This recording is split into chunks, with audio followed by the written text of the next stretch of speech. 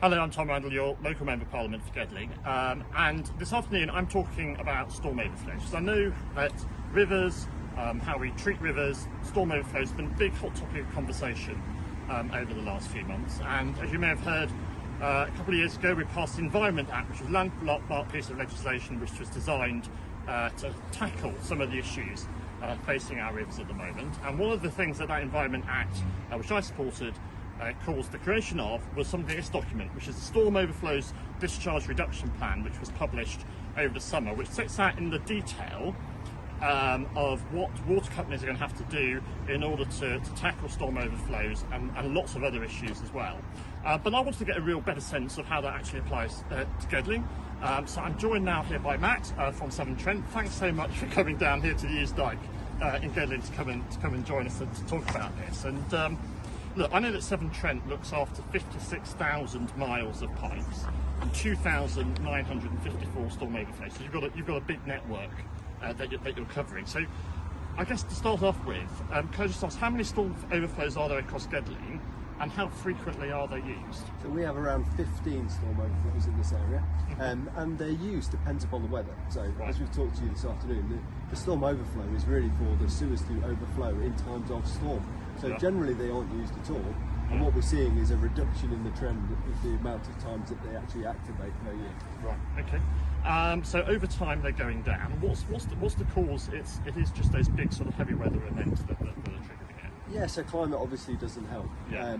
and we're doing everything we possibly can proactively to look after our assets. So every one of these storm overflows on our system will get a visit at least once a year, and some of them will visit even more often.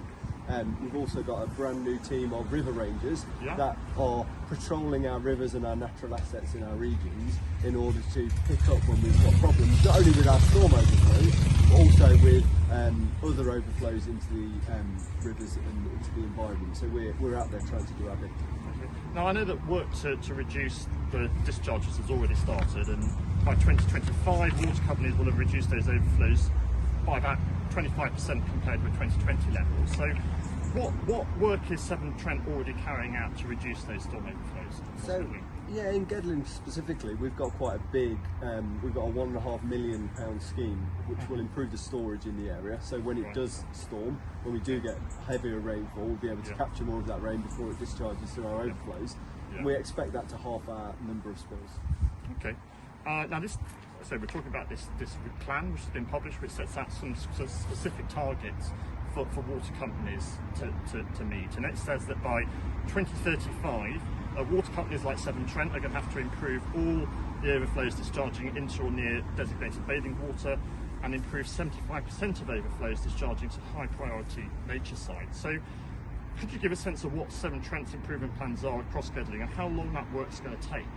And what sites are going to benefit from those improvements? Yeah, so in the whole of the Severn Trent region, we have what we call in our river pledges.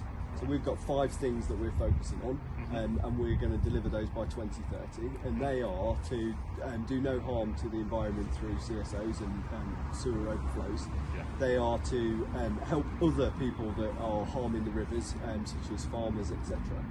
We want to give access to all of our customers to the environment and to water courses within sort of 90 minutes of their home. So we want to make access better so people can enjoy the environment. But we also want wildlife to be able to enjoy the environment. So we're improving the rivers and the environment for wildlife. And last but not least, we're looking at our data and making sure that all of our data is transparent so that everybody knows how we're going against our plan and that we are improving the environment that we work in. And I guess the big sort of target with this plan is 2050.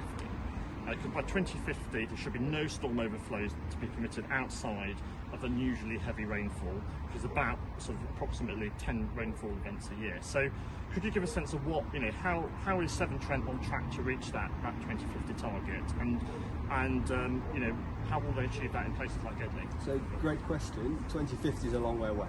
So we see the need, and we've already been invested over the last 20 years in order to improve to the place where we've got to today. We aim to improve, we aim to deliver all of our river pledges, the ones I've just talked you through, by 2030. So we think we're 20 years ahead, if you like, of the plan.